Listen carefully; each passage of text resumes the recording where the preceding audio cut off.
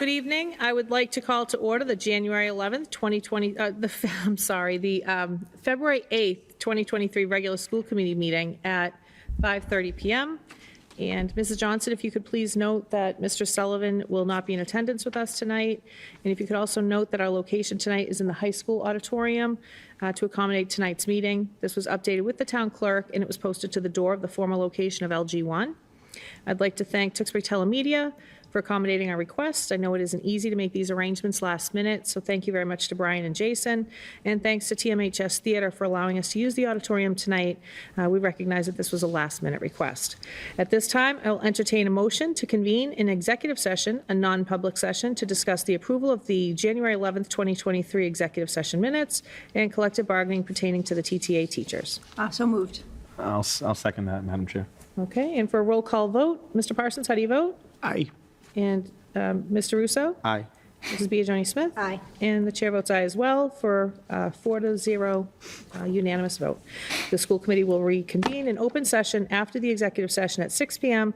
for public hearing on the 2024 budget. Following that, at 6:30 p.m., we will reconvene the business portion of our regular school committee meeting, also in the auditorium in public session. Thank you.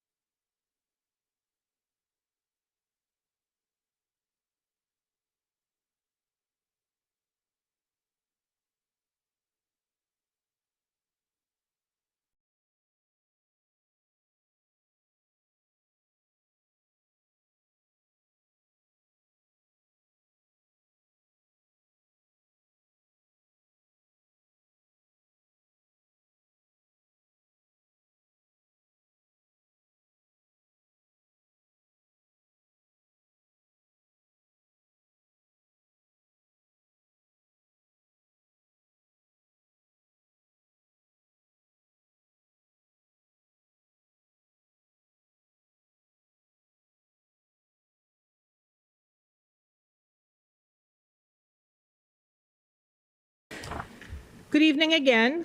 We reconvene in public open session at 6:05. We first open our public hearing on the 2024 budget workshop, and our regular business meeting will follow and take place at 6:30. Unfortunately, as I noted earlier, we are in the auditorium. We are accommodating a large number of attendees. And again, thank you to the Tewksbury Telemedia for all you did today to accommodate our request, and to the Drama Club for moving to another venue for rehearsal. So at this time, Mr. Libby, welcome. Thank you. Thank you, Madam Chair. Thank you, guests. Appreciate your attendance this evening. Welcome to the budget hearing for the FY24 Tewksbury Public Schools budget. This is our second public meeting regarding the budget. We generally hold 3 public hearings with the school committee and 1 at the finance committee, where we discuss the budget with the finance committee prior to the ultimate approval, which happens in May at the town meeting. On the screen, you'll see our district strategy, which is the theory, the tenets that we kind of keep in mind as we go through the budget process. It's been produced and kind of tweaked over the years with district administration and the school committees that have been with us through the years. The theory of action, we also keep this in mind as we go through our budget process.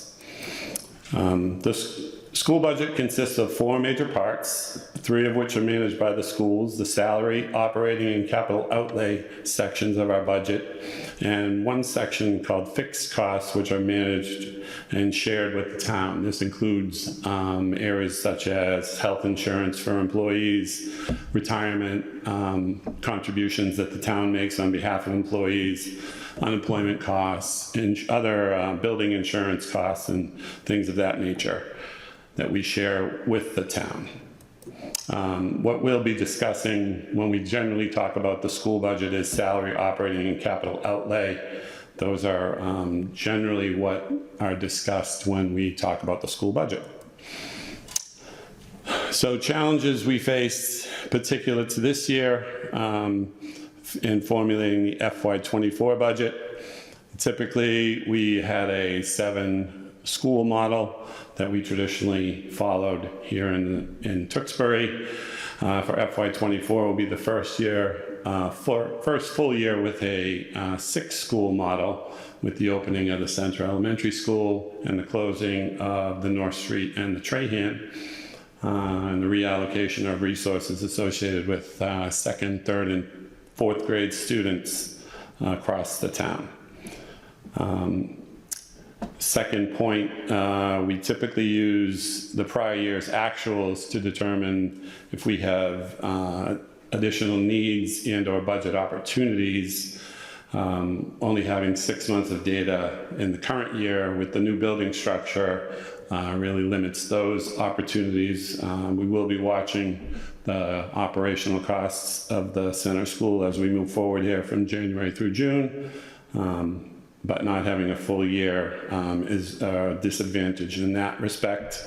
And our schools are still feeling effects of COVID-19 and students recovering from learning loss, and we're still trying to get back to where we were prior to the closure and the school reduction time. Another challenge we faced, the use of ESSER grants ends in FY24. So we want to balance the need to make sure we use those ESSER funds by the deadline with the ability to support those needs if they're occurring within the budget in the future. So it's sort of a balancing game of whether we keep those resources in line in our LEA budget as we run out of grant sources for specific activities or supplies within the budget. And lastly was the preschool restructure. with the new space available in our pre-K1 schools, we were able to balance preschool offerings between the Dewing and the Heathbrook, whereas before all the preschool offerings were up at the Dewing School. We're now able to offer preschool at both locations, and having two locations operating did have some budget ramifications. So areas of focus, we focused on personnel. Again, the new Center Elementary, assessing the personnel that we moved from the other K-4 schools for the most efficient use. The decision was made this year that we were just going to sort of pick up everybody from the North Street, the Trahan, and the grade 2 schools, move them to the center school with no reduction or no increase to the workforce. We'll be assessing that as the school year goes on these next 6 months to see where we have either potential needs or maybe some resources we could move around to get better use of. Again, increase in the PK programming to have programs at the Dewing and the Heathbrook School. And assessing personnel needs based on currently declining enrollment. We do have a smaller population at many of our schools. We want to see if there are ways to balance the social, emotional, and counseling needs that we're seeing in our students with that declining enrollment. And many of those positions are grant funded, which kind of flows into the next bullet item, the grant funded personnel, to begin to see if we can absorb those into our LEA budget if it's appropriate. From an operational standpoint, also big item was the new Central Elementary. We need to estimate the effects on transportation, utilities, supplies, insurance, and maintenance. And funding our new ELA curriculum.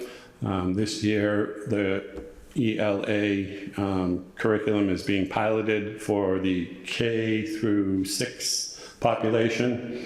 And we'll be choosing a curriculum at the end of the year to purchase for the entire K-6 population in the district. And we'll need to be funding that for the next, I believe, 3 to 6 years? I believe 6. Okay. From a technology perspective, we're working on communications, homeschool communications, and improving those systems, simplifying. We're looking at some new products that may be available to make those communications with our families easier and more efficient. We look to continue our smart board to clear touch conversion district-wide. Some of our schools still have older smart board technology, and we want to convert where we can all those smart boards to clear touch. And printing solutions. We're looking at our copy center here, located here at the high school presently. It's an expensive proposition to run the copy center. We're looking at some alternative ways to be able to provide those services to our staff, but still be able to allow them to operate the way they need to operate.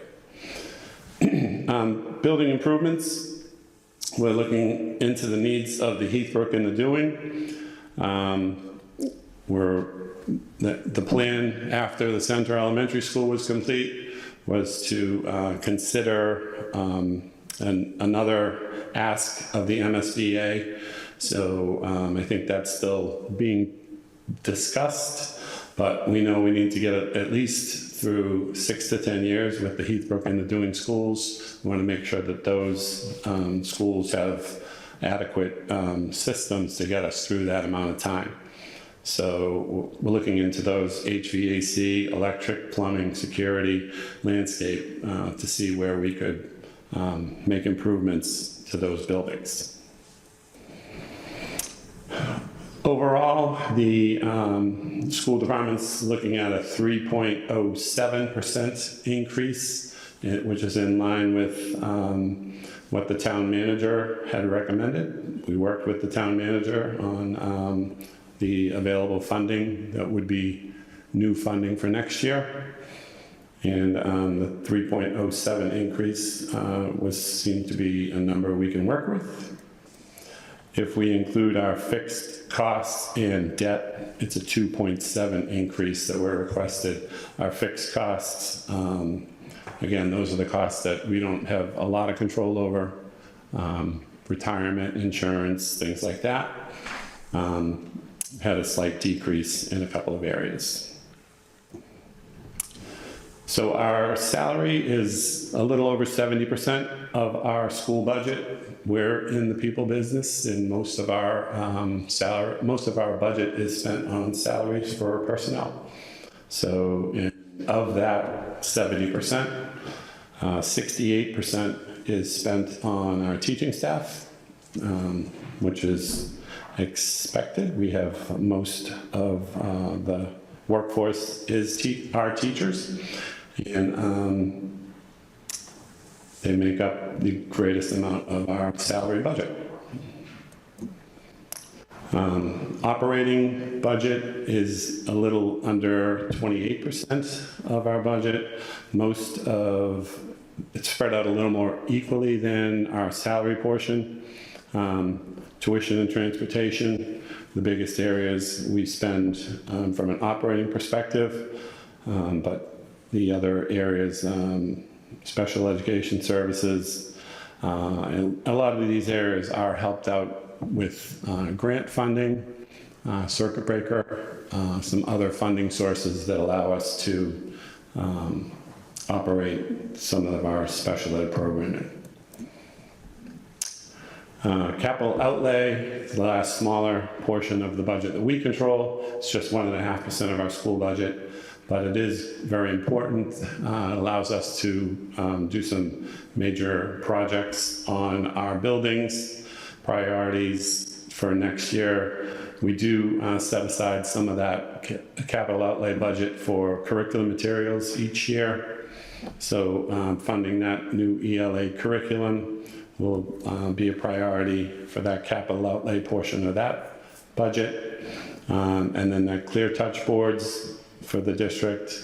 We're doing HVAC assessment at the Heathbrook and Dewing, an electrical assessment at the Heathbrook with the help of National Grid, and a plan for re-landscaping at the rear of the Heathbrook grounds. These are some potential capital projects that we're undertaking or potentially undertaking from FY23 through FY25.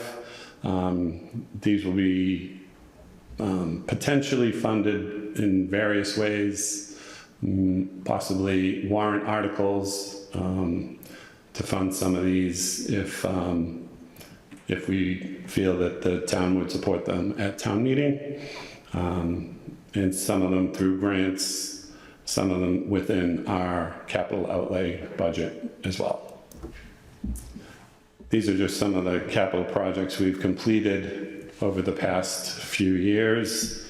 We've done a lot of work with the help of the town government through those warrant articles, and they've been very supportive of our buildings here in the schools over the past few years.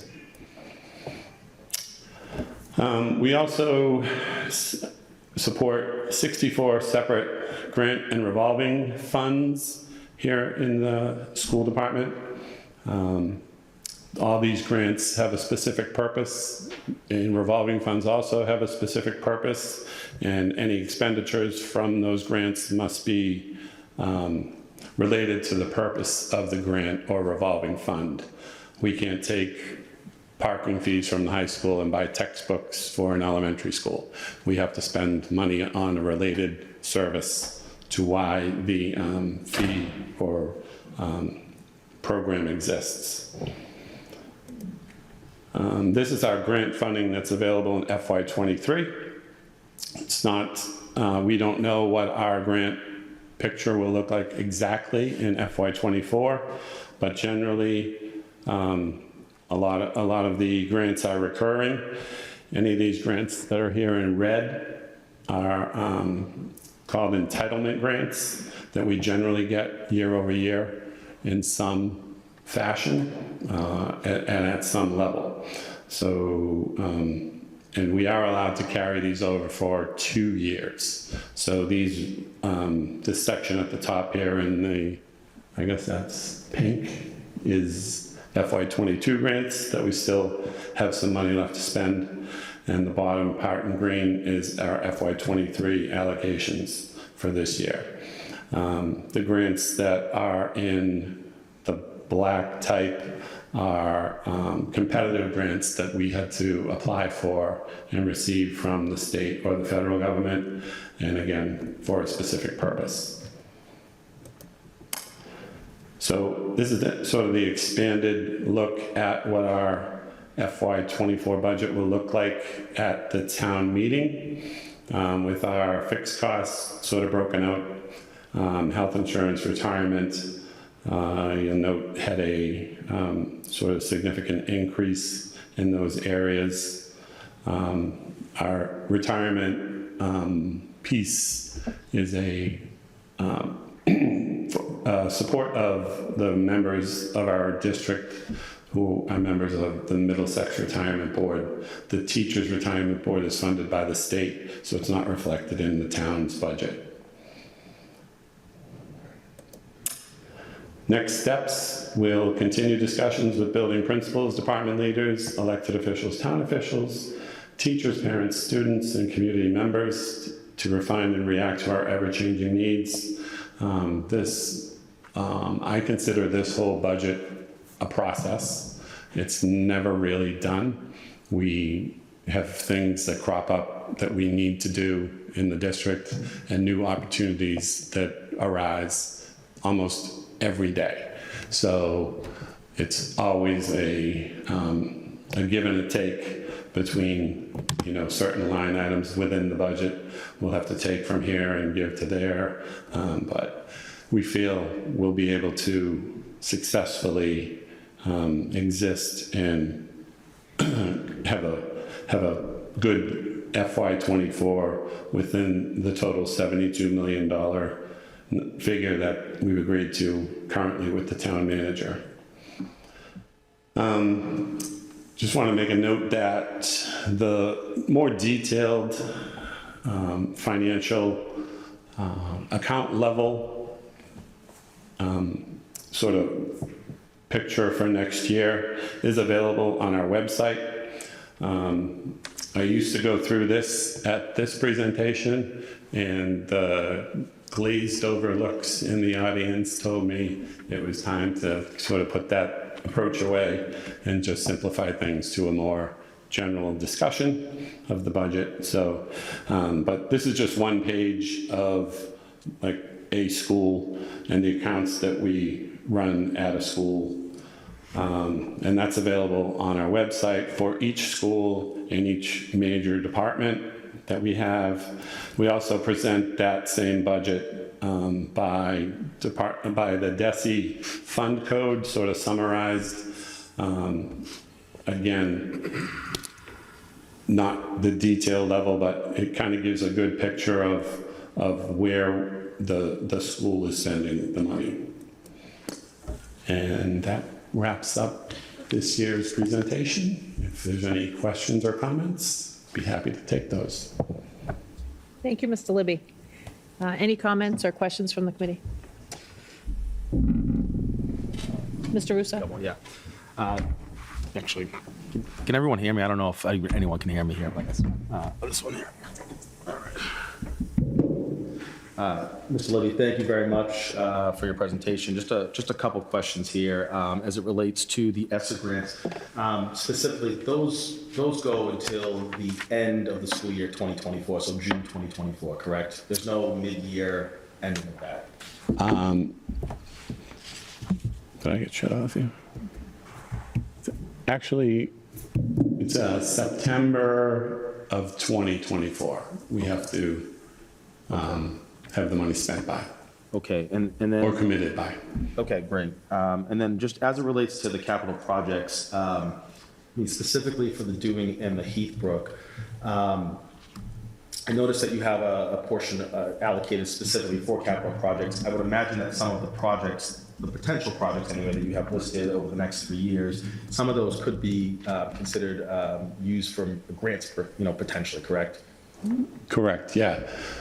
We wrote specifically into the ESSER 2 grant to work on a design and a plan for, and design engineering plans for HVAC upgrades to the Ryan and the Wynn schools. And then we wrote into the ESSER 3 grant money to complete those projects once we had a design and we had a bid and we had a contractor. Okay.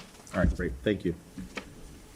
I don't have any questions. I just wanted to thank you for the multiple presentations that you've done on this now and that you continue to do up until town meeting. So thank you. Sure. Very detailed as always. Appreciate it. And Mr. Libby, my only question about the high school roof, I don't know if you could go into a little more detail.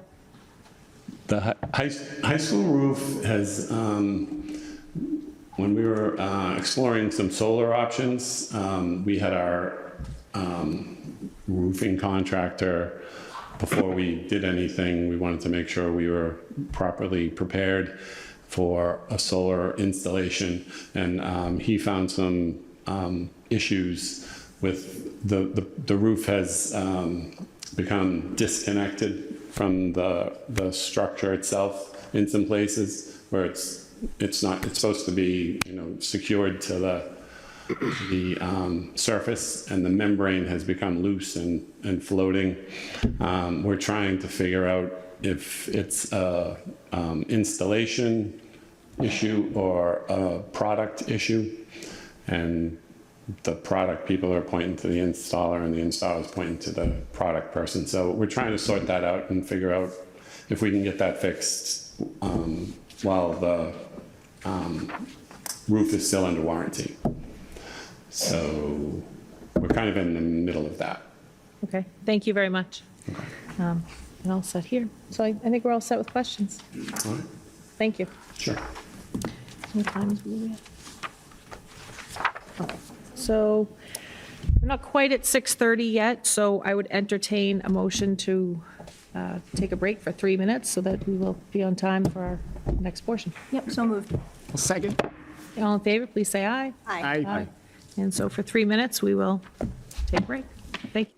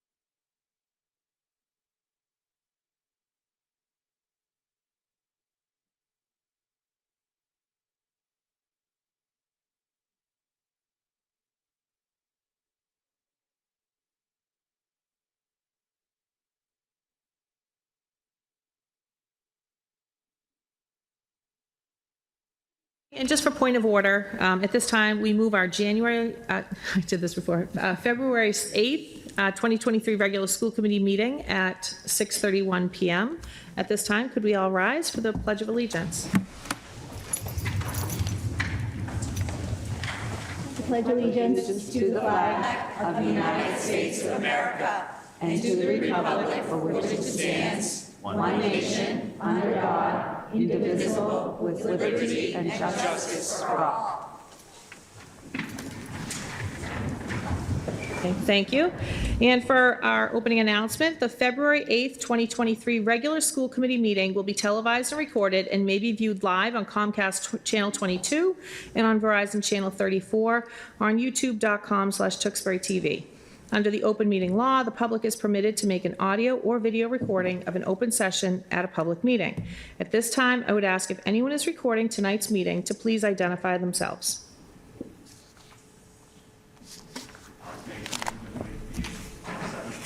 Yep. Ms. Johnson, are you catching that? I did not get the name in a second. Okay. Do you mind giving your name to Jason, who's at our camera? That'd be helpful. Thank you so much. And then our next thing, I would like to entertain a motion to move our domestic and international trips out of new business for the sake of the presenter that's here tonight. I'll second that, Madam Chair. So we have a motion by Mrs. Biagioni-Smith and a second by Mr. Russo. All in favor, please say aye. Aye. Aye. And with 4-0, we are going to turn this over to Mrs. McDermott to introduce. Thank you, Madam Chair. So for the consideration of the committee, this does require a vote. We have 2 trips. I would like to invite Bailey Mahoney to speak about an upcoming domestic and international trip for your consideration. Thank you. Hi, Mrs. Mahoney. Hello. Thank you so much. I appreciate your time and flexibility this evening. So we are looking to get a head start on next year and hopes to start getting students enrolled in trips in order to keep the costs low for them for the monthly payments. The 2 trips in the packet received are to the Dominican Republic with our science department and to Los Angeles and San Francisco with one of our social studies teachers and one of our English teachers. Both of these trips present many educational benefits. The Dominican trip allows students to work with marine life and a hands-on experience using some of the things they're learning in their science classes. And the California trip allows for some historical aspects, looking at Western immigration. It also allows for looking at psychology for our AP Psych students with their visit to Alcatraz. And for one of our English classes, the film class, they kind of get that tour of Universal Studios and that hands-on experience looking into filmmaking. Both of these trips are with EF again. I like to stick with what I know, what we know. So the safety factors that we're used to with EF are still in place. You have in the packet the cost for both trips, what's included. The Dominican Republic includes a sample hotel.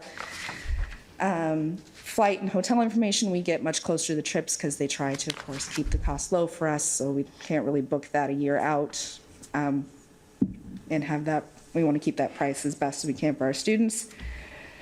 And I'm actually talking with Mr. O'Leary about another benefit possibly for the Dominican Republic trip. It is a service learning project trip and maybe tying that into senior project for some of our students and having that kind of built in for them. So I think both of these trips present excellent opportunities for our students. The California Panorama trip also is lower in cost and domestic for students who aren't quite ready for that international trip. If you have any questions, I'd be happy to answer those. Any questions from the committee? Mr. Parsons? I have none. Mr. Russo? Just one. Thank you, Mrs. Mahoney, for presenting this. Just one question. First of all, I think these efforts are fantastic for our students. It provides them an opportunity outside of the classroom to continue their education. Is there a limit as to the number of students that can participate in these field trips? There's no minimum per se, would we have to get another bus? Usually the buses hold 52-ish people, adults and students. Thank you. Ms. Biagioni Smith? No questions. And no, my only comment is I appreciate the fact that they're all kind of streamlined through the same company now. I think if it's working, that's fantastic. We've had some success with the programs that you've, presented to us in the past. So I appreciate that you are sticking with the same company because it makes it easier for us to understand and digest kind of the process. So thank you. So at this time, I will entertain a motion to approve the trip. 2 trips, correct? We have one to San Francisco. And that's in February Yes, of 2024. yes. And then to the Dominican Republic in April of 2024. I'd like to make a motion to approve the trips presented tonight by Ms. Mahoney. I'll second that. The second by Mr. Russo. And this is a roll call vote. How do you vote, Mr. Parsons? Aye. Mr. Russo? Aye. Mrs. Biagioni Smith? Aye. And the chair votes aye as well. So for the point of record, that's 4-0 unanimous vote. Thank you very much. Thank you so much. Yeah.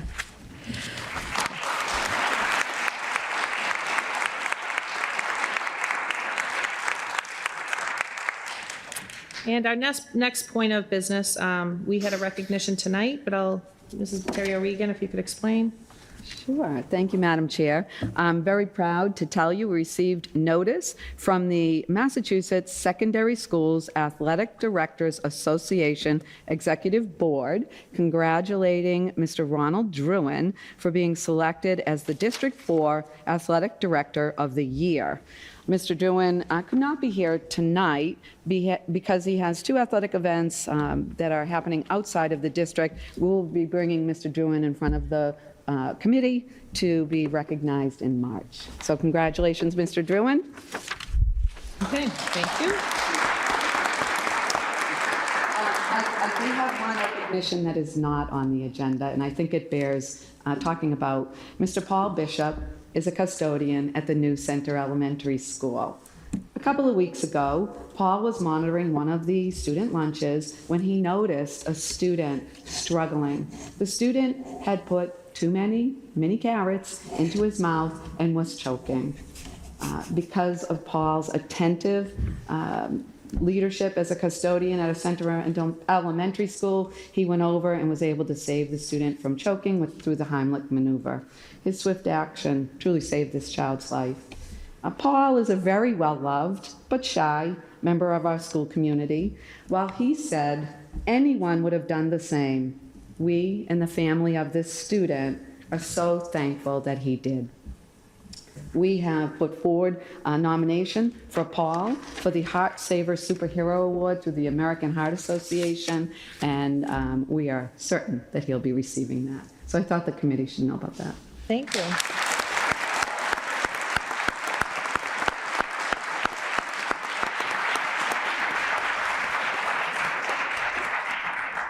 Thank you. And if they do any recognition at the school level, I would love to know about it. And I'm assuming everybody will. Yes, absolutely. Thank you. And now for our student council representative report, and we have Rania, if you'd like to. Good evening, everyone. So tonight I have just a couple updates about what's going on in the school recently. So to start off with some club updates, the student council has been hard at work. And this past weekend, speaking of the Center Elementary School, there was a fun, we gave tours for them during like the open house. And recently we've been planning a fundraiser for after break, which would basically entail a song, a pretty annoying one, being played on the loudspeaker during passing period, which people will have to pay in order for us to reach a certain amount of money, and then we'll stop it. The student council will also be going on a mask field trip to Hyannis, and this will help the students become better members of the student council, improve our leadership, and more on March 8th through March 10th. Additionally, the TMHS Theater Company put on a great performance of a grand night for singing this past weekend. And the International Club is offering a great volunteering opportunity through Engine, in which students can apply to teach Ukrainian students English. The application is really easy, and it's just on the Engine website. Last month, students participated in a blanket fundraiser in which everyone made blankets that will be donated to poor people. and people in need of them in International Club. And finally, the Robotics Club is building a robot designed to pick up and place cones and cubes, which will be entered in the 2023 FRC game called Charged Up. Some sports update I have is the winter season is coming to an end, and multiple teams are entering the home stretch of the season. MVCs are approaching for nearly all teams in the next few weeks. So, and just some miscellaneous updates I have include that we've entered a new term, as many of you know, and semester, and many students have swapped their half-year electives. Report cards will be published on February 15th, and February vacation is upon us. Today, there was a field trip to the Museum of Fine Arts in Boston, directed by JCL, which is the Latin Club. And finally, different classes are holding fundraisers to raise money for a variety of reasons. For instance, my class of 2025, will be having a calendar raffle in March in which people may pay $10 tickets and they have a chance to win a prize every day of the month. So that's pretty much all I have for today. And yeah, thank you.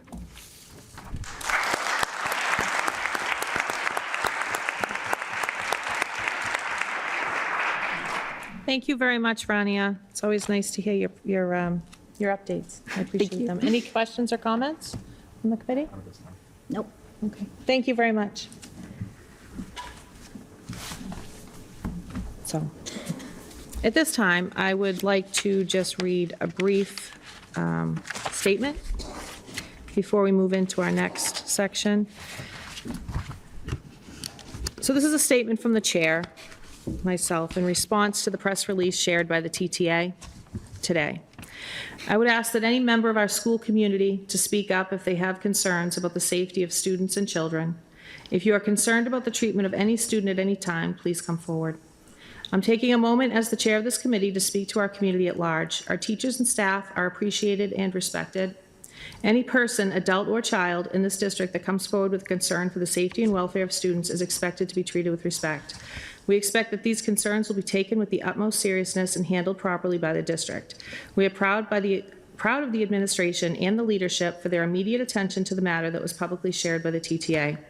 I take seriously the integrity of the climate and culture that exists in our schools, and I am proud of the leadership in our district and individual schools to have met the high expectations of conducting themselves with professionalism and accountability.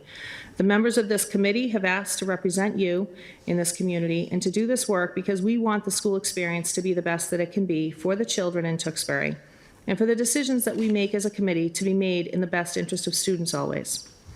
I would like to share an excerpt from our policy manual regarding the role of a school committee member to clarify the role that we all share. This is policy BBAA, School Committee Member Authority.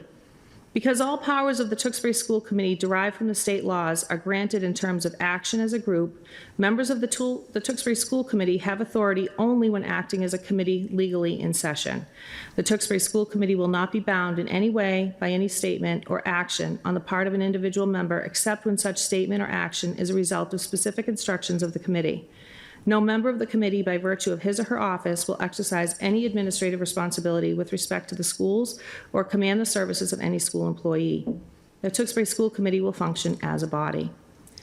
Mrs. Terry O'Regan, at this time, I would ask for you to add some clarity to the situation that was presented by the TTA publicly, because I think you have a little more insight. Thank you, Madam Chair, and thank you for the opportunity to talk about what has happened here. Let me start by making this very clear. Our work,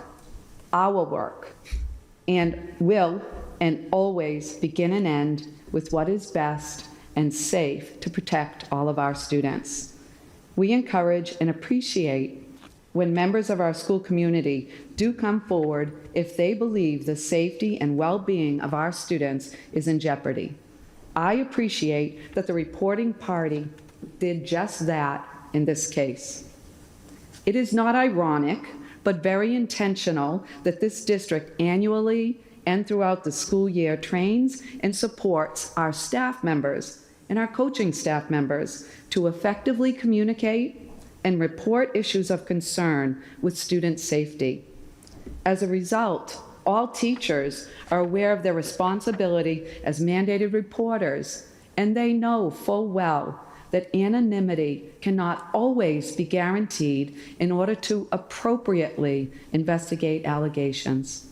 The concerned party here was reminded of that within the investigation and did not file as a mandated 51A reporter and did not bring that need forward to the TMHS administration. As we, the district, and the Tewksbury Police Department are also mandated reporters, if we found the need to file a 51A on this allegation, we would have done so. The district has in the past and will in the future if the need arises to file on itself if there were a known student harmed by the actions of a Tewksbury Public School member. What did happen here was that upon receipt of a report through Principal Andrew Long, immediately notifying me and confirmed that an investigation was opened and that he had already alerted the athletic director and the Tewksbury Memorial High School school resource officer. Additionally, I immediately alerted the school committee chair and reached out to the Tewksbury Police Department officer in charge, as well as our school resource officer, for guidance and assistance in this matter, as I did not want the weekend to go by with an allegation as serious as this. The Tewksbury Police Department informed us that this was and should be a school administrative inquiry, and at this time, and if a victim comes forward, they would launch a police investigation.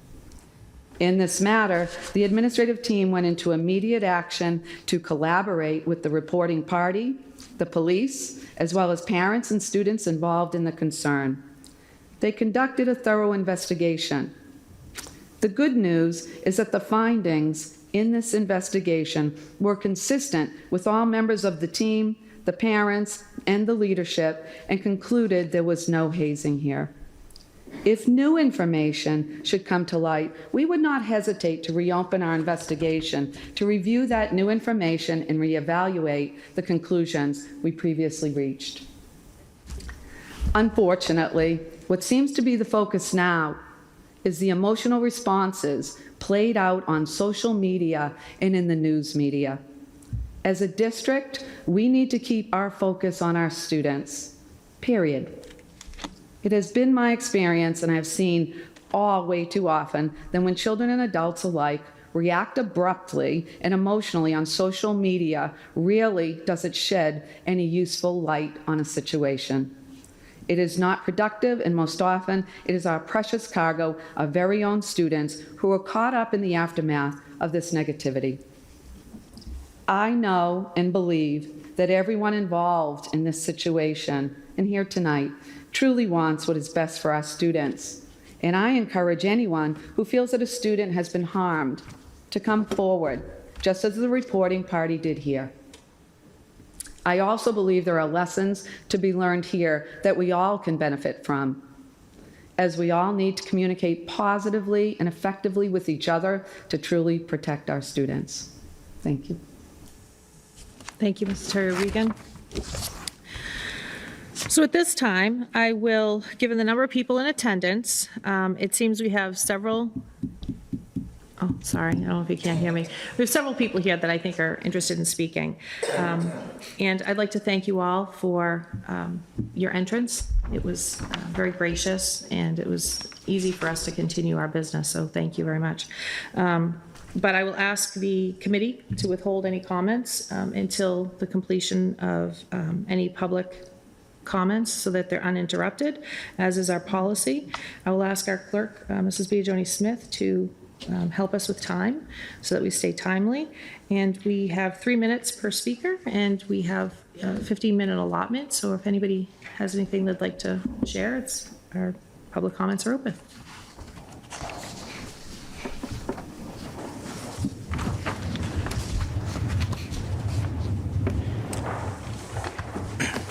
My name's Peter Malloy. This mic? There we go. My name's Peter Malloy. I teach at Tewksbury Memorial High School. It is the legal and moral responsibility of every educator to report concerns for student health and safety. Reporting the most serious concerns comes with a tremendous amount of anxiety for educators, as well as professional and ethical expectation of some level of confidentiality. When I reported a concern for the health and safety of TMHS students, I explicitly requested that confidentiality. I understood that the content of my concern must be shared. However, I worry tremendously about the social and professional repercussions that would come my way should the knowledge that I made the report be leaked. The audacious actions and stunning silence by both the superintendent and some school committee members have proven to me and to all of my colleagues behind me that I was right to be worried about fulfilling my moral and legal responsibilities. What follows are examples of how district leaders responded to my genuine concern for student health and safety. High school administrators thanked me profusely for reporting my concerns, and they immediately started an investigation. Later, when events unfolded, which I'll get into in a minute, they apologized profusely for the actions of their superiors. They acknowledged that what happened was not only unprofessional, but wrong. Mr. Parsons called me personally. He seemed genuinely concerned about me. He apologized for the actions of his colleagues and offered his assistance in any way. His humanity and professionalism are appreciated.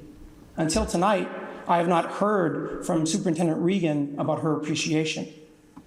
Instead, when she received my report, without speaking to me, she ignored my request for confidentiality and forwarded my name, as well as my report, off to the school committee chair without my consent. Such action does not align with open meeting law, the intent of 1993 Ed Reform Act, nor is it in keeping with ethical standards and professional expectations for her position. Additionally, it makes trusting our administrators with matters of confidentiality, which many will speak to later, more tenuous. Taking the lead from the superintendent, school committee chair Bridget Garabedian went and shared the update with the entire school committee. Again, no one in district leadership, aside from Mr. Parsons, attempted to speak with me about my report. At that point, the silence was and remains deafening. And then, a few short hours after being updated by the chair, school committee vice chair Keith Sullivan knowingly and purposely took to Facebook to post about the concerns he was privy to. His initial post read, and I quote, "It's just a haircut. I'm sorry if you've never been part of something special." When others inquired about his post, asking if someone complained, Mr. Sullivan responded with, "Just a teacher." And later, knowing that identifying me would be wrong, Mr. Sullivan went right up to the line and all but identified me by replying, "Some teacher and former coach of another sport is complaining on behalf of kids." I'll have the chair note that there are only 2 staff members in the district for whom that description fits. His post generated the following comments: "Nothing better to do. So sad. Someone needs to get a life." Another comment read, "Shouldn't be allowed to teach. Shouldn't be allowed to coach." And finally, a comment read, "He's a sad, sad man," with a clown emoji. One has to wonder how this commenter knew that Mr. Sullivan's post referred to a man. Not to be left out of the fun, school committee member Rich Russo jumped into the fray with a post that read, "Let's let our kids, after 2.5 years of utter garbage with taking away sports and limiting the activities, return to normalcy. Normal are our Redmond traditions." While I preferred that Mr. Russo would have used his platform to speak up for educators fulfilling their moral and legal obligations, I do need to thank him for not taking pot shots at me. Quite the low bar his colleague has set. It should be noted that Mr. Russo did attempt recently to reach out to me, and his efforts are appreciated, of which I acknowledged in a response. We're at 3 minutes, just so you know, but I'll let you. Thank you. I won't be much more than a minute. Okay. Mr. Sullivan's posts and ensuing replies are a perfect example of cyberbullying for our middle school and high school students. Theirs is the exact kind of behavior that educators try to discourage. Mr. Sullivan's post is unethical, and I question how legal it was. He and those who replied to his post attempted to defame my character so as to normalize a concerning pattern of behavior by TMHS athletes. Ms. Garabedian and Ms. Regan violated my request for confidentiality. I'd like to end with a quote from Stephen Grillette, for those who have been silent and for those who have lobbed disparaging words my way. "I shall pass this way but once. Any good that I can do or any kindness that I can show to any human being, let me do it now. Let me not defer nor neglect it, for I shall not pass this way again." Thank you.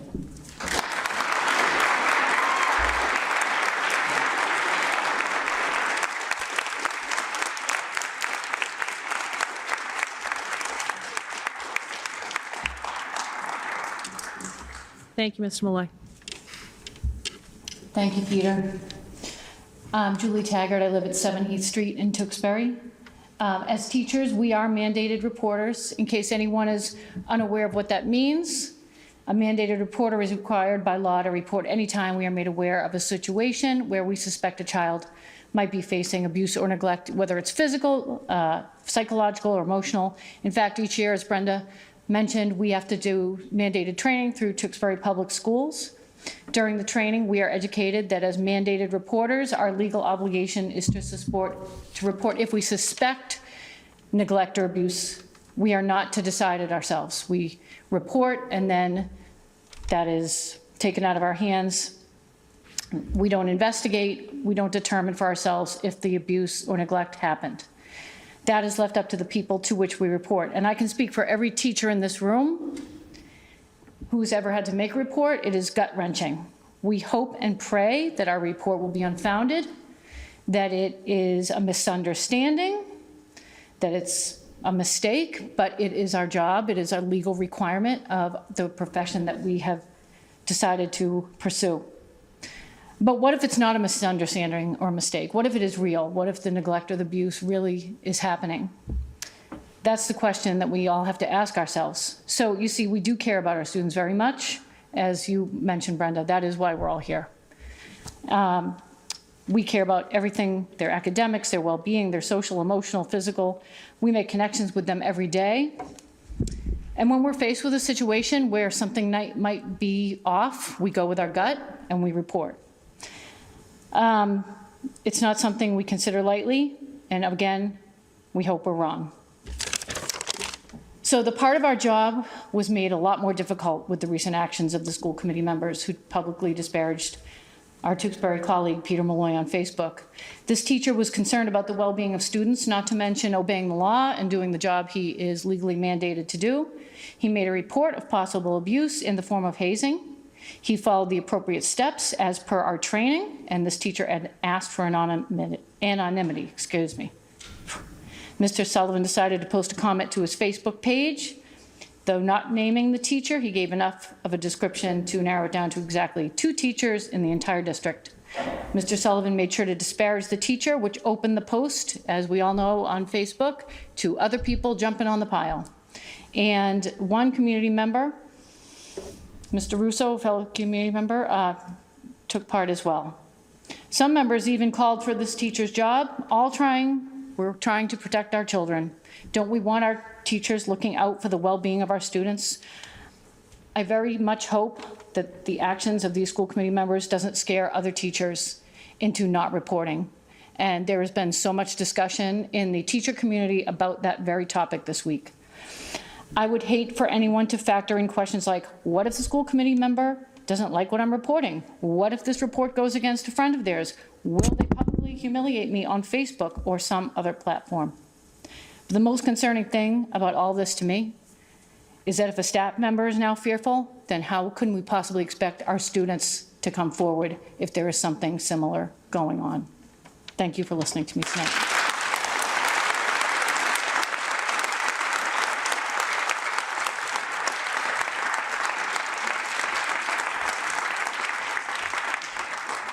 Thank you, Mrs. Taggart. Hi, my name is Lauren Carlino, and I've been in Tewksbury teaching for 24 years. Nick Parsons was actually in my class in 3rd grade. I think that we can all agree that children learn by example. They behave the way they see others around them behaving. What saddens me most about this situation is that we are trying to teach our students that they should never handle disagreements by bullying others in any form, including online. It is easy and cowardly to sit behind a keyboard and make disparaging comments about someone and hit send. But those actions have negative consequences. We want our students to know that it is their responsibility to think long and hard before publicly posting their thoughts and opinions. Posting in order to degrade someone that they don't like or agree with is not acceptable. How can we teach our children these lessons when they can see some of our own school committee members who are publicly elected officials doing the exact same thing to their teachers? The example that some have set for our youth is quite frankly embarrassing and unprofessional. I urge the Tewksbury residents to think long and hard when voting for their next school committee members. Thank you.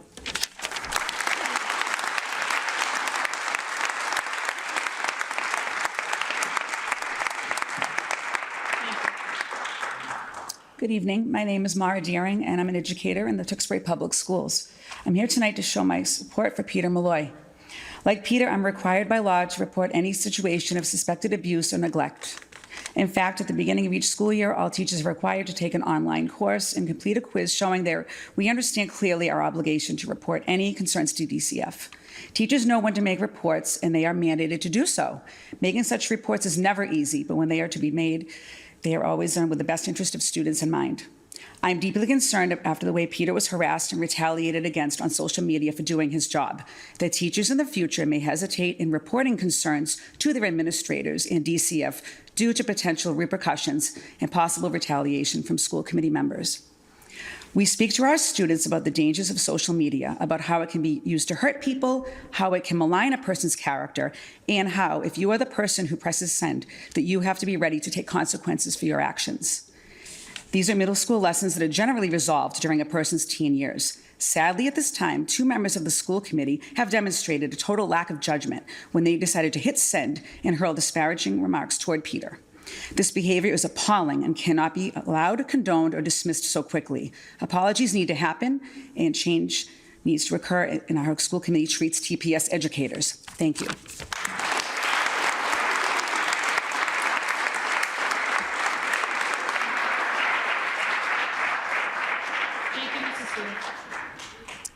Emily Niles, Tewksbury educator.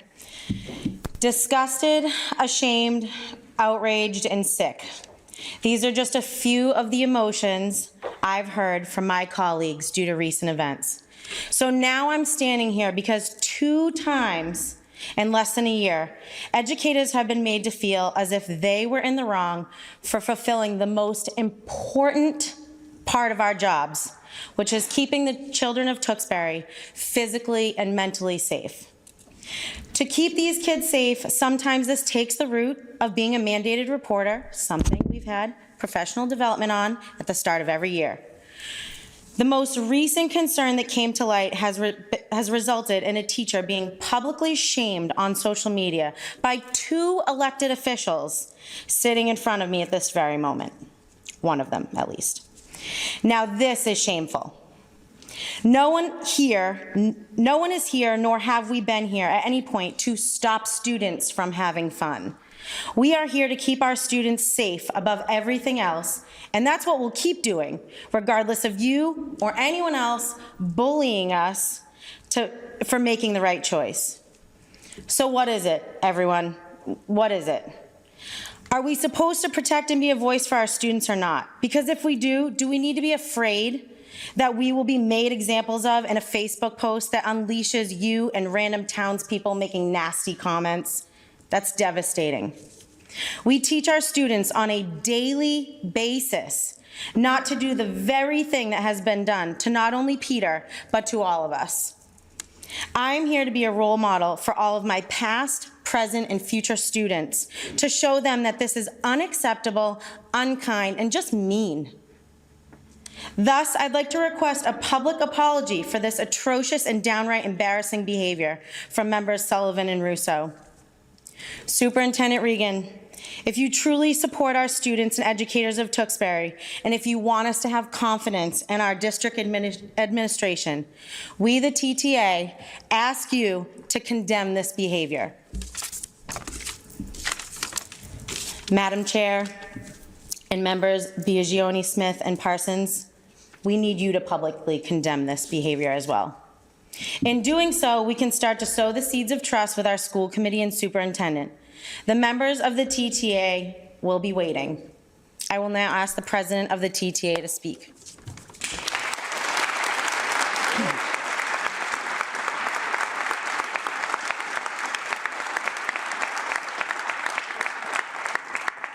Mr. Burgoyne, you'll be final, correct? Final speaker. Yes. Okay. There's a non-TTA member, but yes, who wants to speak? So we'll be at our 15 minutes, so Okay. you'll be our last speaker. Okay, so Connor Burgoyne. Sorry. I want to actually respond. Superintendent Regan and I agree on something. Emotions, high emotions should not immediately be put on social media. That is why the Tewksbury Teachers Association thought long and hard about what we wanted to do here. We were very upset. There's a lot of ideas thrown around. There's a lot of emails I received and my two vice presidents received. We wanted to go the high route here. We wanted to ask for apologies. We did not want to ask anyone to step down. We just want apologies and we want respect. So, like me and Superintendent Regan think, we should keep our emotions in check on social media, but we need all of you to please condemn this action so we can move forward. Thank you.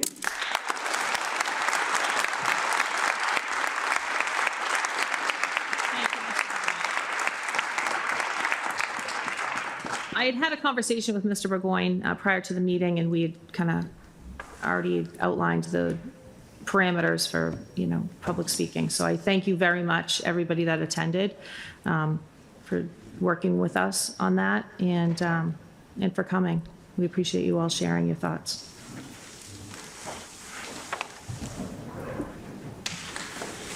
If people are looking like they're going to leave, we could entertain a motion to take a 5-minute break. I'd like to make a motion to take a 5-minute break. Is there a second? I'll second that. All in favor, please say aye. Aye. Aye.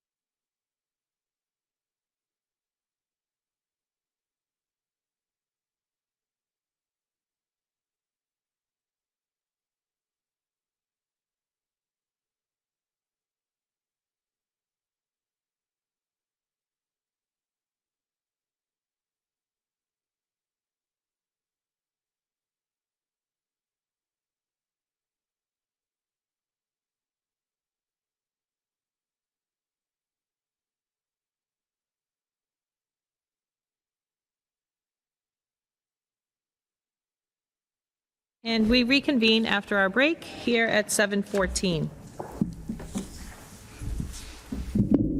Madam Chair, if you don't mind, I'd like to, before we move on with the further business of the evening, I'd like to just make a brief statement, if you don't mind. And I apologize, I thought The floor is yours. I thought we would have some maybe comments afterwards, but I just want the residents of our community to know, and I appreciate Mr. Malloy's, on top of what the chair said earlier in her brief remarks before Citizens Forum, and also appreciate Mr. Malloy recognizing that, yes, I did in fact reach out to him personally about a week or so ago.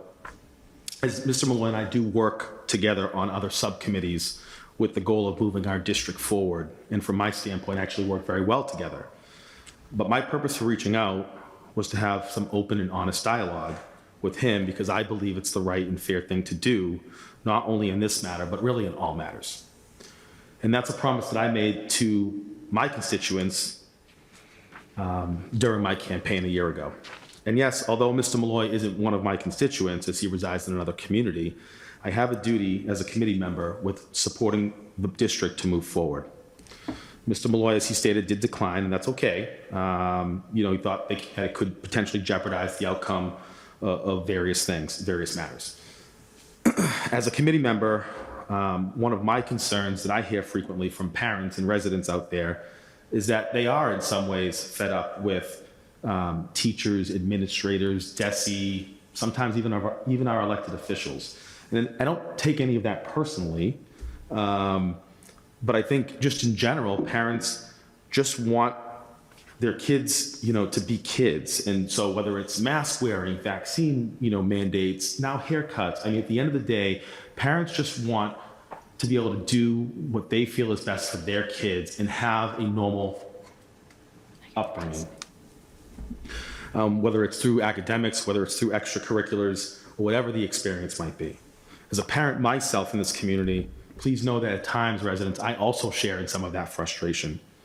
And yes, although, my comment on Facebook was simply me sharing some of my frustration, because at the end of the day, it is nothing more than what I have put out there for the last 3 years during the pandemic. In closing, I just want to remind the residents that I will not stop fighting for your voice to be heard as it relates to how you want your students' education to go.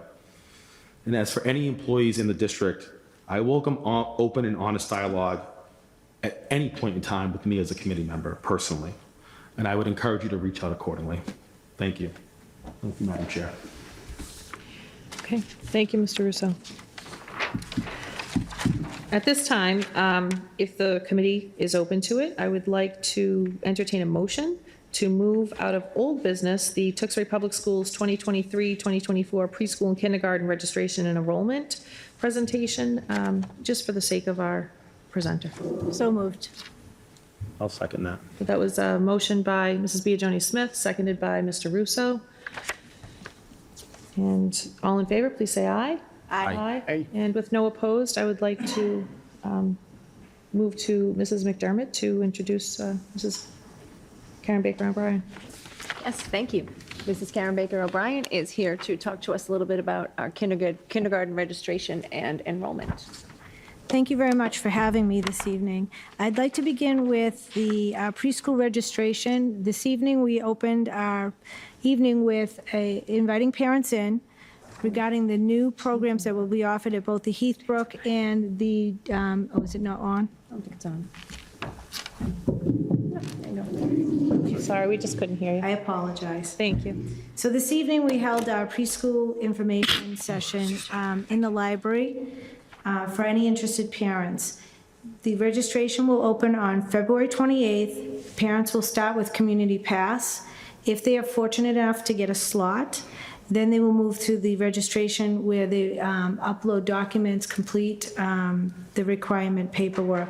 There are limited spots. We are pleased, though, that we are now offering the same programs in both the Heathbrook and the Dewing, and we are offering more slots than we have in previous years.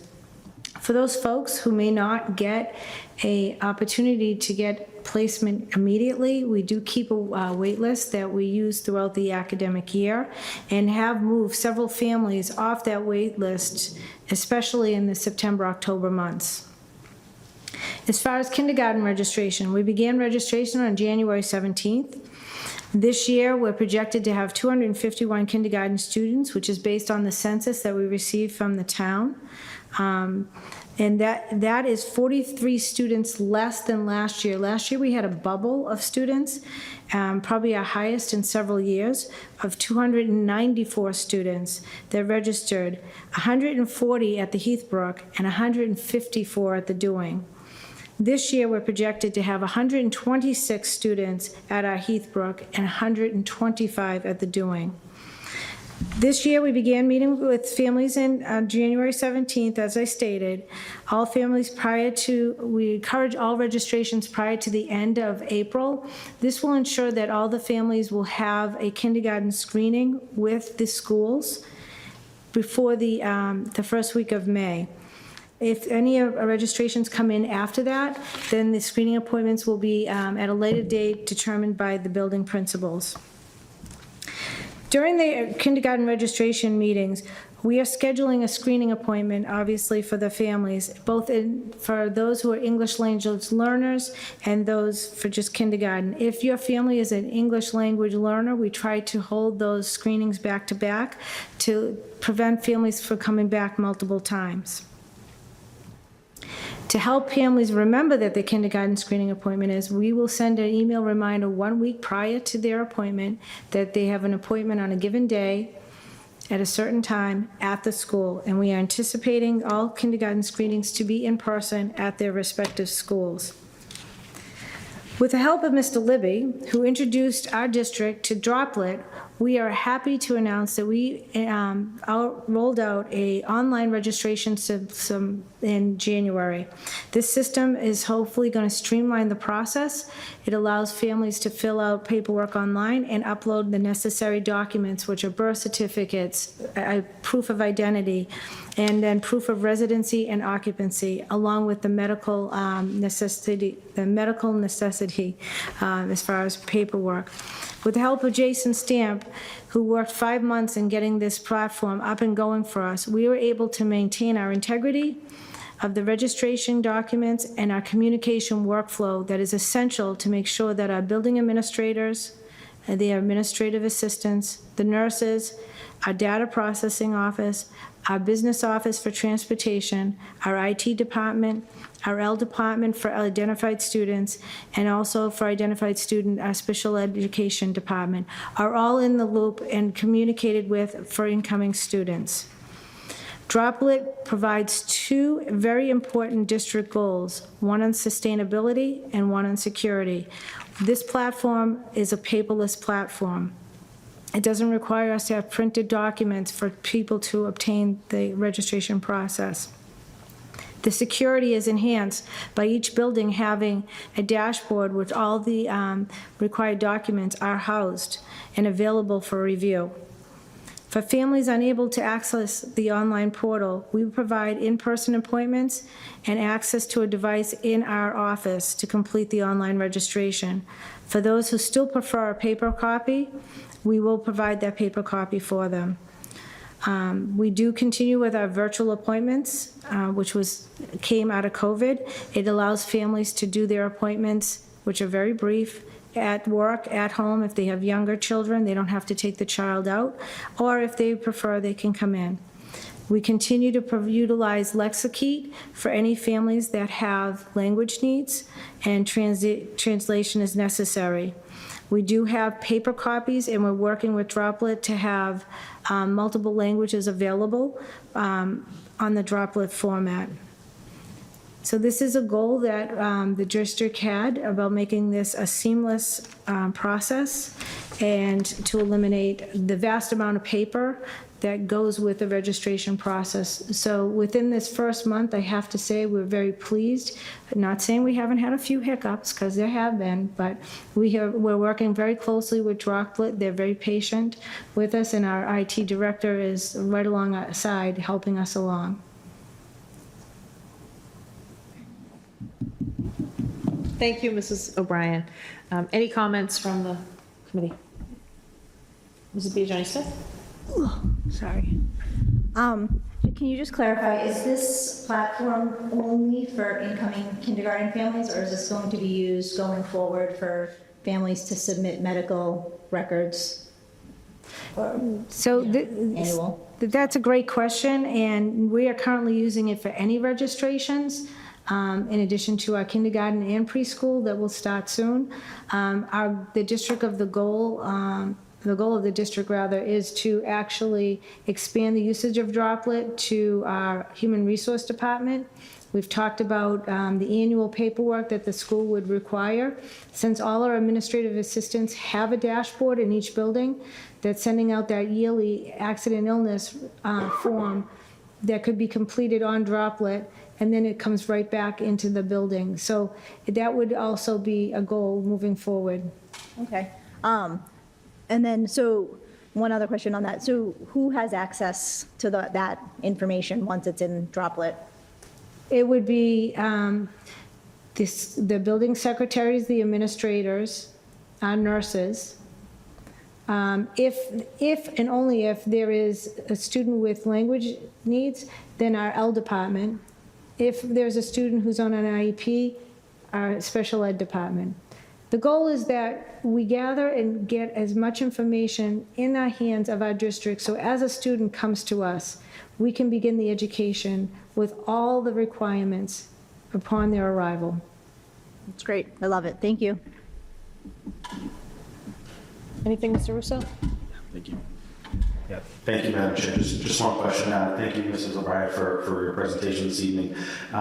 Just in terms of kindergarten registration, if any of these students were pre-K participants in the district, does that sort of help the registration process, make it easier for them? Is there anything different that they should be thinking about or doing? So any pre-K student still has to do the kindergarten registration. Kindergarten registration is the official registration of the school district. So that is the time that we begin that process. Preschool does do a similar registration, but we do require it for kindergarten. All right, thank you.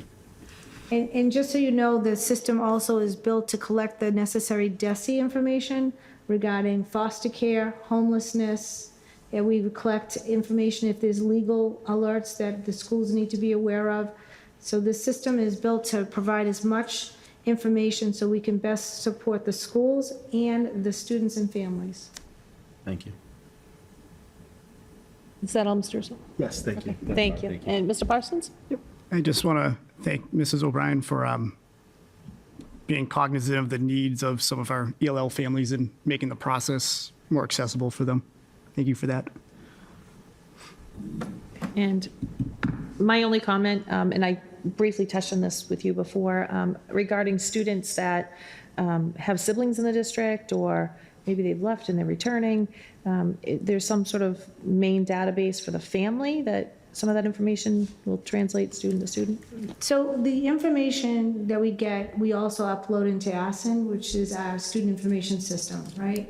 So if you're returning, things that we can take and not require would be, let's say you provided us your driver's license, well, we wouldn't need that, but we would need to verify current residency and current occupancy, which would be with the utility bill, a current lease, or current mortgage statement.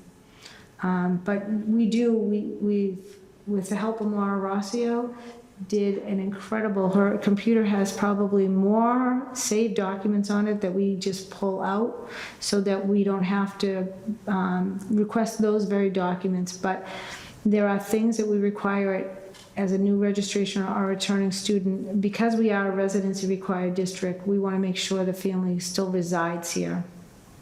Okay, thank you so much. You're welcome. And thank you for having me. It's always a pleasure to have you here. And so with no further questions, thank you for your time. Moving on to the approval of minutes with Mrs. Biagioni-Smith.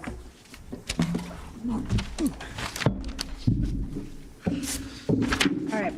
I'd like to move the committee for approval of the January 11th, 2023 regular committee meeting minutes. I'll second. Okay, we have a motion by Mrs. Biagioni Smith, a second by Mr. Russo.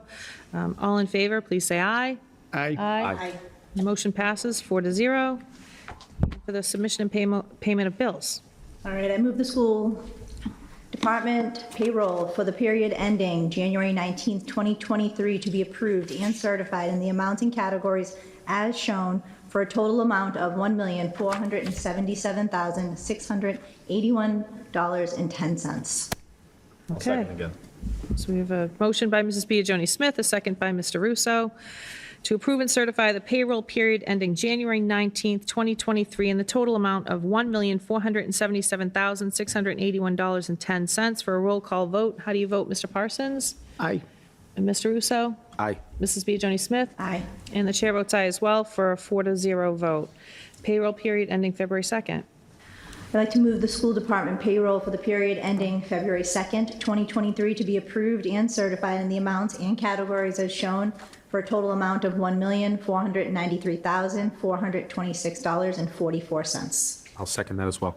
Okay, we have a motion by Mrs. Biagioni Smith, a second by Mr. Russo, to approve and certify the payroll period ending February 2nd, 2023, in the total amount of $1,493,426.44. For a roll call vote, Mr. Parsons? Aye. Mr. Russo? Aye. Mrs. Biagioni Smith? Aye. Chair votes aye as well for a 4-0 vote.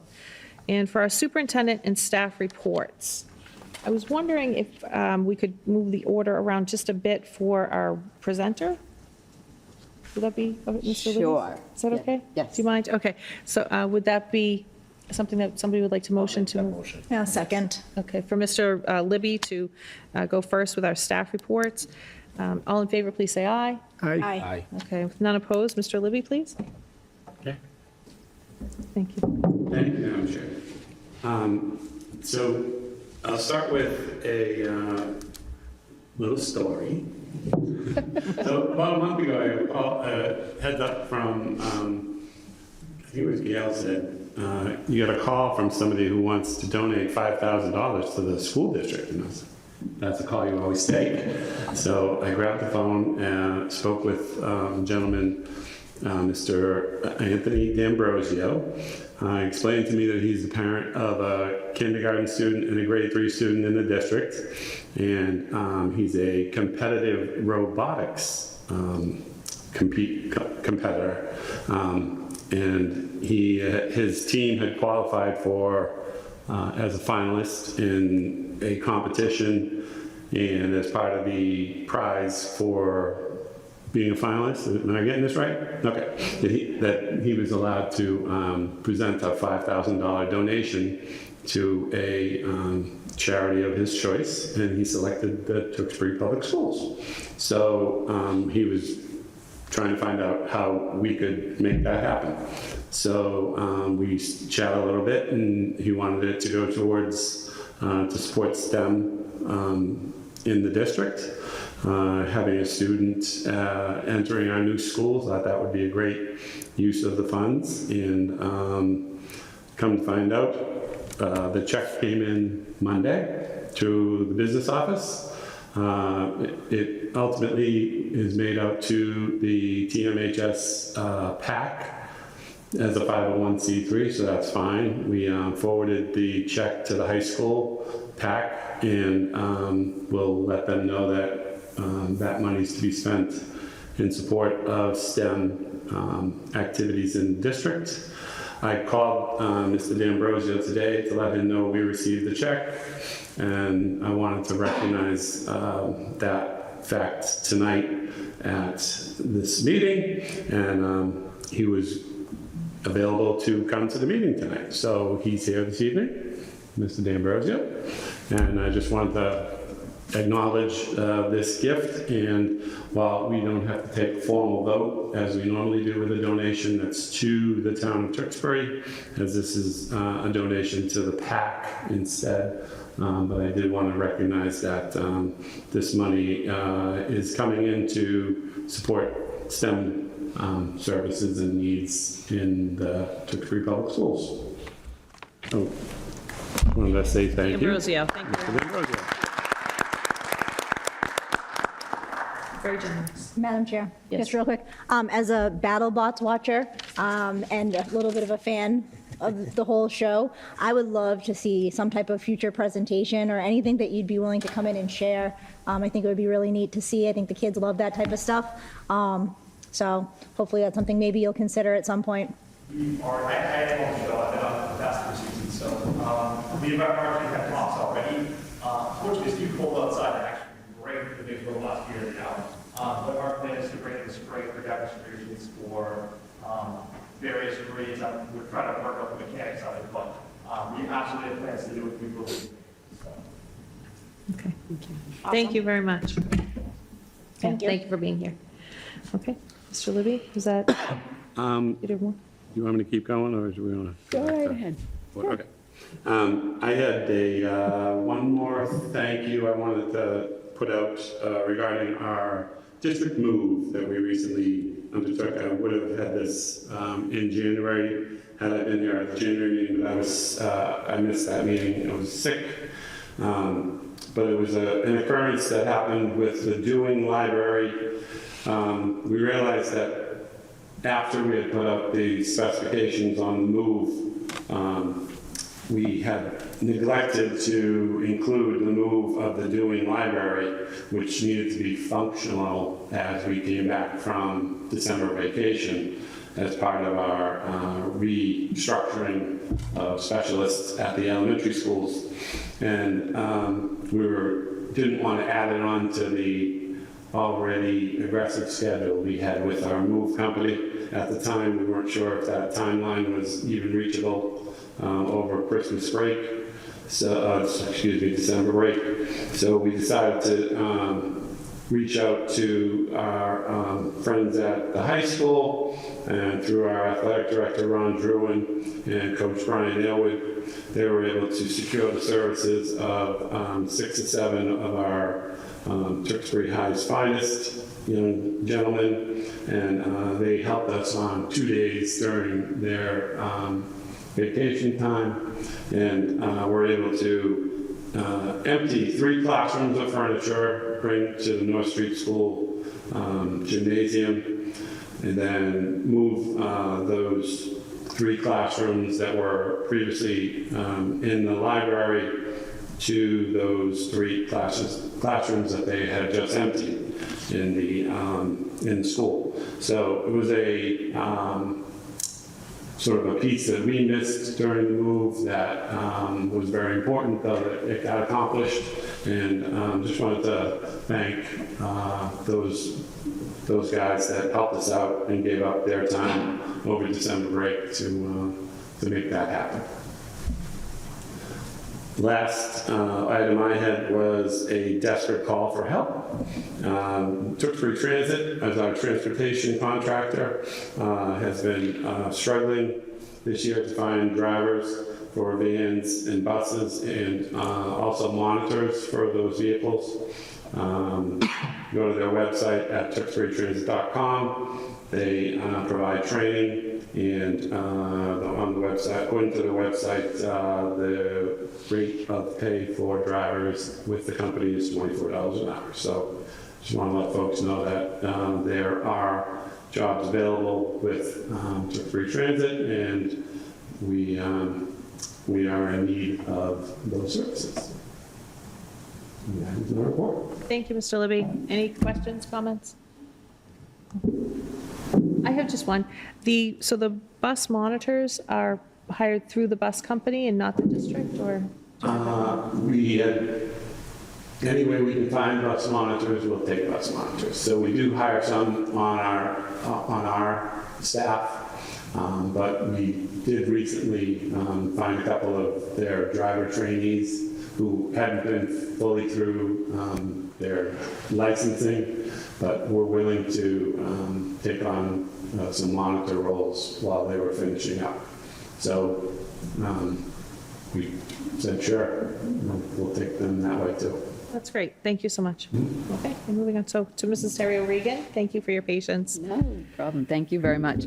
I'd like to start by thanking Kelly Constantino, our district lead nurse. Kelly enrolled us with the School Nurse Liaison Project. This is a community of schools and districts across Massachusetts that benefit from the services of this consultation.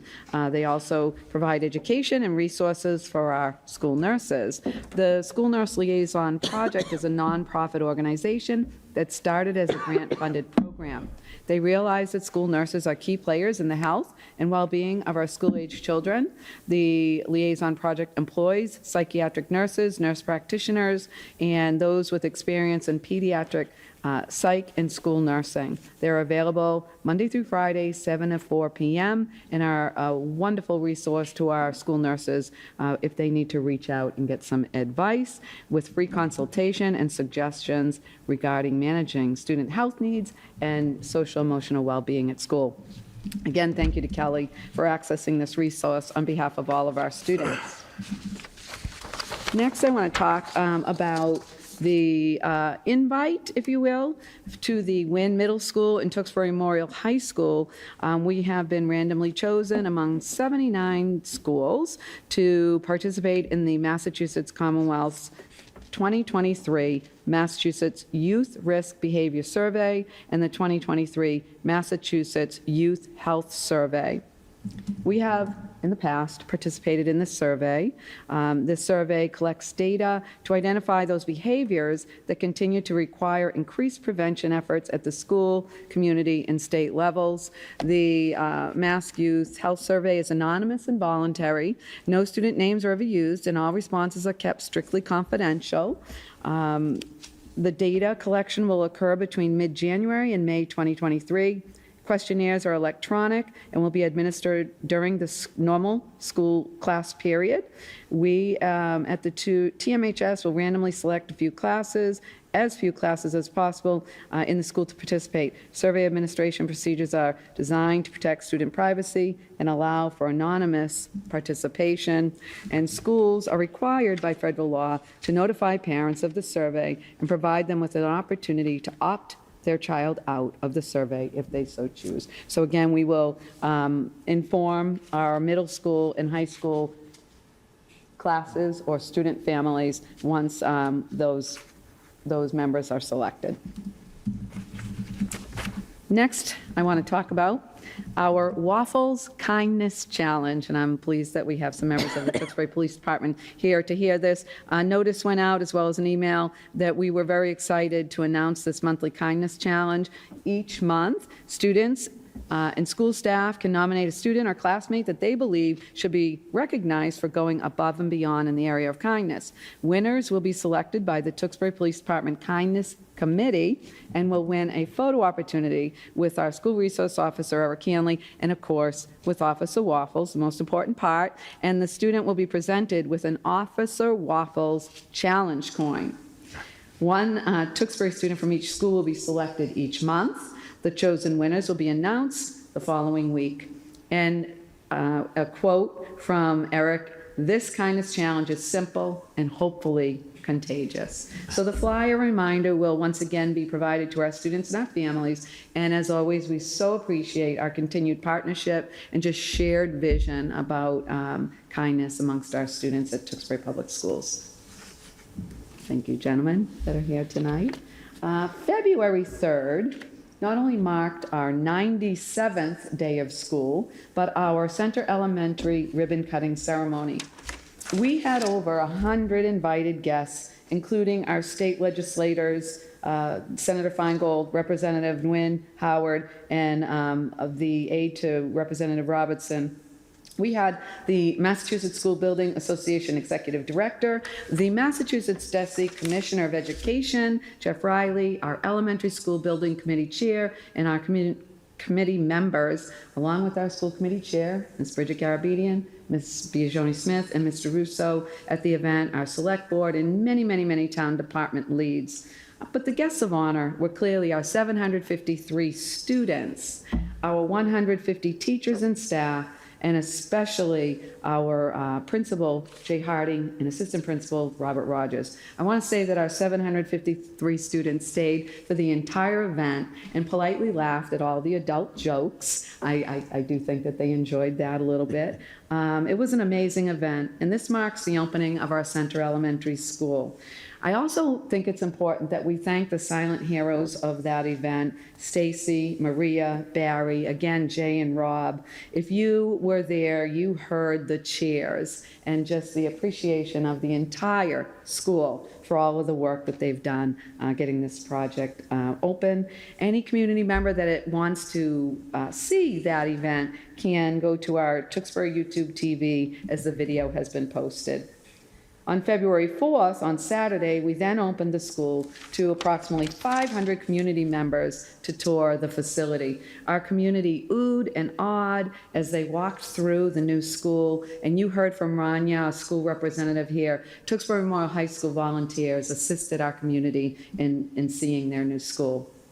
I once again, just on behalf of the building committee and of course the Tewksbury Public Schools, thank our Tewksbury community for providing this new school facility to our students. It is beautiful and it's a dream become reality now, and again, thank you. So finally, today marks our 100th day of school. For our youngest learners, this is a very cute and important day, a celebration, if you will. We were at the Doing School today where we saw many teachers and many students dressed in gray-haired wigs and spectacles and canes and, you know, walking with walkers, really celebrating their 100th day of learning. Thank you for the smiles, and thank you to the Doing School for this great event. And that concludes my update, Madam Chair. Thank you very much. Any comments? No. Seeing none, I want to say thank you very much. And I want to also thank the administration and the principals at the Center Elementary School. It was a very nice ceremony. You guys all did a really nice job. And you mentioned some great things. The kindness with Officer Waffles is fantastic. Some good stuff going on in the schools. Thank you very much for sharing. And Mrs. McDermott? Thank you, Madam Chair. We had our townwide PAC meeting last week, where the Central Elementary School PAC was introduced, and we were all able to take a tour of the new Central Elementary School. You have a list of all of the upcoming events from the PAC in your packet. I wanted the community to know that at this meeting, we also learned of a really serious need for PAC volunteers at TMHS. As a parent of 2 high school students, I know how hard it can be to stay connected to your children in school, and sometimes I feel like we have the idea that we're less needed at that level.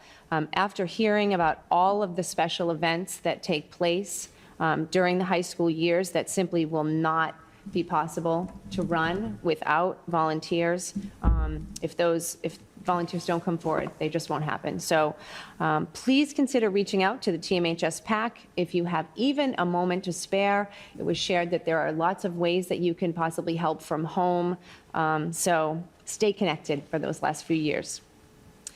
We also, our literacy pilot is still moving ahead, full steam, and we're just so proud of all of the piloting teachers. I just can't say enough about their hard work and dedication. It really is a monumental effort. I know you keep hearing me repeat this, but it really does bear repeating, and our literacy coaches have been instrumental in supporting those teachers. So thank you to everyone for their commitment to this important work, and we are still on track to select a program in the spring, so we'll keep you updated.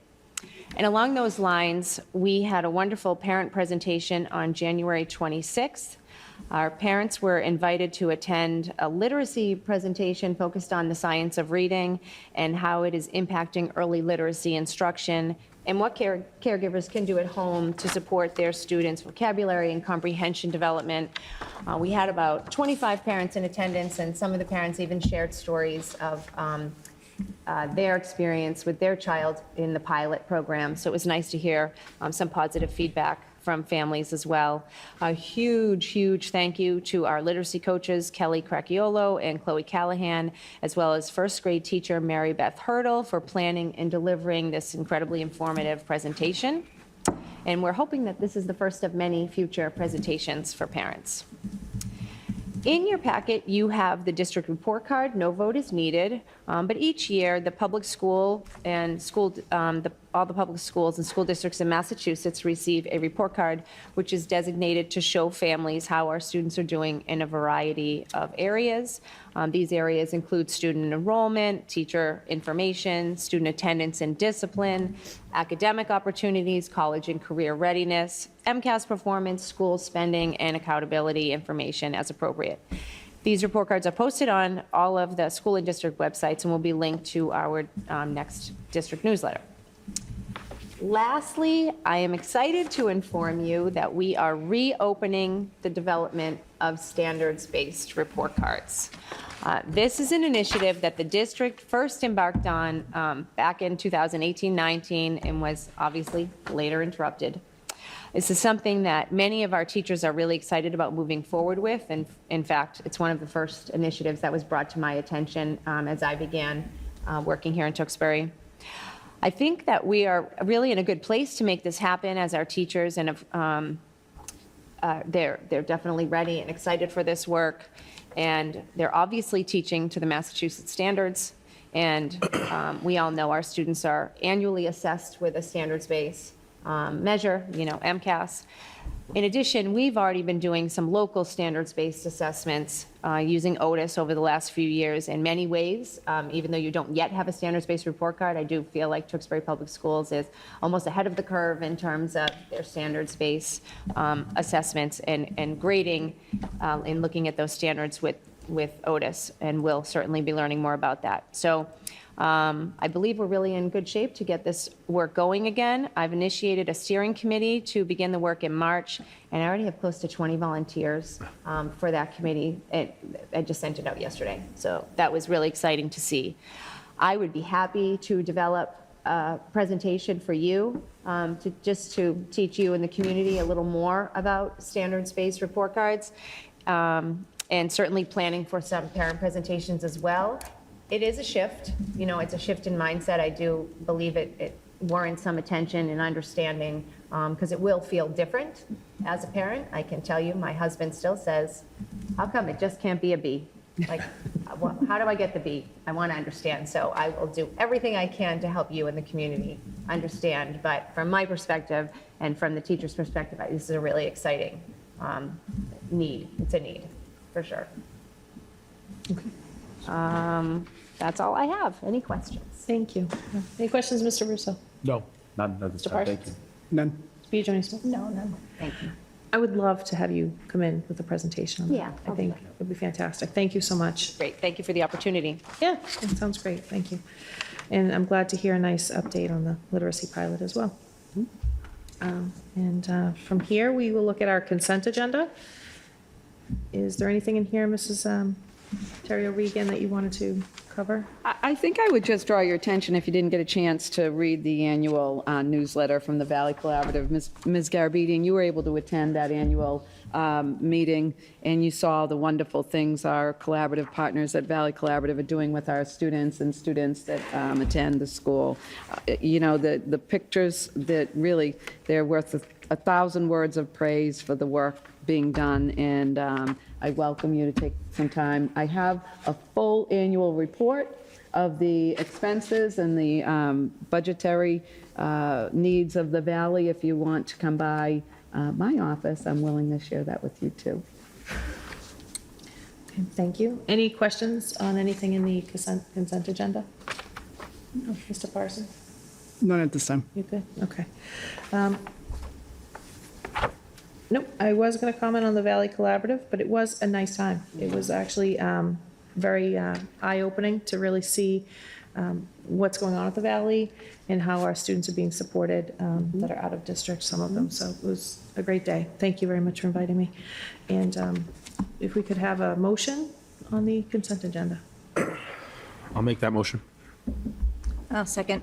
Okay, so a motion by Mr. Russo, seconded by Mrs. Biagioni Smith, to approve the items in the consent agenda as presented. All in favor, please say aye. Aye. Aye. And with no opposed, that motion passes 4-0. And on our elementary school, our school committee member reports, We start with the Elementary School Building Committee. I will defer to one of the other members that might be present today that would like to speak to it. I think in my update, I think the biggest event was the ribbon cutting and the community tour. What I would say is we're meeting tomorrow night. There are many punch list items in some areas of need that we continue to focus on, and we'll discuss at our next meeting as to how we finish the project, attend to all the little needs, and then close out the project and when it'll happen. We'll be meeting for several months still, even though we did the official ribbon cutting, and look forward to working with the project team, completing all of the needs still left. Okay, thank you. Any specific questions about the Elementary School Building Committee at this time? No. Okay, moving on to the Tewksbury CPAC. Mr. Parsons? Thank you, Madam Chair. February 13th at 7 p.m., there's a family support group on Zoom. Families can register on the CPAC Facebook page. There's a link there to do so. On February 16th at 7 p.m., there's their in-person monthly business meeting. And on March 2nd, 7 p.m. in person, there is another monthly business meeting, location to be announced. Thank you. And anything to add, Mrs. Biagini-Smith? I would just to clarify, maybe check with them on the regular business meeting in February. It may have been deferred to the March meeting. So maybe we can clarify that, yeah. Okay. Thank you. Any questions on the CPAC update? Nope. All right, and the Wellness Advisory Committee, Mr. Russo. Yeah, thank you, Madam Chair. I'll just add, so our last meeting was in December. We have our next scheduled meeting on March 1st, so I'll have more to say this time next month. Okay, thank you. And for the Policy Subcommittee, we have still been working on a date. We were looking at the end of February. So at this time, we do not have a date, but stay tuned. That will be posted with the town clerk when it is. We're looking, hopefully, the week of February vacation. So if that's something you're interested in, please feel free to reach out by email or call central office, and they should have the update on that for you. And policy changes, proposals, and adoptions, we have none at this time. For our old business, we just have Mrs. McDermott on MCAS. Yes, just a quick reminder that the MCAS 2023 calendar has been posted and has actually already been updated. So there's an addition, we add an additional date for science testing for the Ryan and the Wynn schools. So we just want to encourage families to just keep checking back that calendar. It can get updated regularly. Okay, thank you very much. Any questions on the MCAS schedule? Okay, and moving on to new business, we've already covered our first item. Second item would be the TMHS Student Council overnight field trip request to Hyannis. Yes, thank you. So this does require a roll call vote. We're seeking the consideration of the school committee to approve the TMHS Student Council request to attend the overnight annual Massachusetts Association of Student Councils Conference, March 8th, 2023 through March 10th, 2023. And as you said, this is the annual conference, does take place in Hyannis, and you have all of the information in your packet. Okay. Any questions on this trip? Okay. And I have no questions at this time, so is there a motion? I'll make that motion, yes. And a second? I would second the motion to approve the TMHS Student Council overnight field trip as presented. Okay, so we have a motion and a second for the TMHS Student Council overnight field trip request, which is Hyannis for the spring of 2023. Roll call vote. All in favor? Mr. Parsons, how do you vote? Aye. And Mr. Russo? Aye. Mrs. Biagini-Smith? Aye. And the chair votes aye as well for a 4-0 unanimous vote. And then our TMHS DECA trips. Yes, so this also requires a roll call vote, seeking the consideration of the school committee to approve an overnight field trip request for the TMHS DECA team to attend the Massachusetts DECA State Career Development Conference in Boston, March 9th through March 11th, 2023. Students and chaperones would return to Tewksbury on March 11th. And then there is an additional field trip request for an out-of-state field trip request for the TMHS DECA to attend the DECA International Career Development Conference in Orlando, Florida, April 22nd through April 26th, 2023, although those are tentative dates. This also requires a vote. Okay. Both of those. Any You have questions all of about the that DECA trips? So is the Florida trip if Yes. they place? Okay, just wanted to make sure. Yeah. No, I'd make a motion to accept and approve the TMHS DECA trips as presented. I'll second that. Okay. So there's a motion and a second to approve both the DECA overnight field trip request to Boston in March 2023 and an overnight out-of-state field trip request to Florida in April 2023 as presented in the packet. Mr. Parsons, how do you vote? Aye. Mr. Russo? Aye. Mrs. Biagioni Smith? Aye. And the chair votes aye as well for a unanimous vote for both of those trips, 4-0. Thank you. Thank you. And good luck to the DECA students. And school committee matters of interest.